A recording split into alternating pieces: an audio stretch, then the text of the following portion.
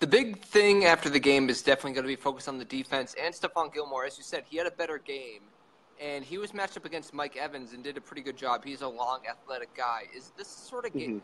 The question heading out of last week was, why did they spend all this money on Stephon Gilmore? Is this the sort of game to show why they invested in Gilmore? Yeah, I think that this is, you could tell talking to him afterward, this is the way he wants to be playing. Like, he wants to just have his assignment every week, take one guy, and just study him the whole week. And he told us he studied Mike Evans, every route Mike Evans ran, dating back to the past couple of years. And that's just, it's a simple approach. And I think sorry, it's a little noisy here.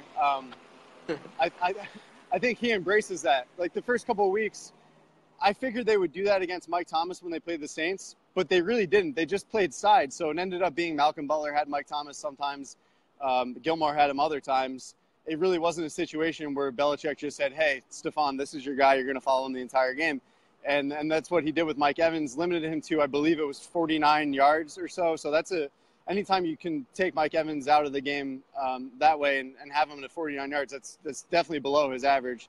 It's a good game from Gilmore. The only time he wasn't on Evans, to my knowledge, was when the Bucs went with a tight bunch formation, 3 receivers. It's been something that Gilmore has struggled with in particular, so they actually put him on Cameron Brate, the tight end who was isolated on the other side on the perimeter. And then they had, I believe it was 2 corners, Butler and Jonathan Jones, and a safety deal with the tight trips look. I think it was only one play. It was kind of curious that Tampa Bay didn't go to that look more often, because other teams, New Orleans, Houston, actually not so much Houston, but New Orleans and Carolina had a lot of success running the Patriots, running routes against the Patriots in that kind of formation.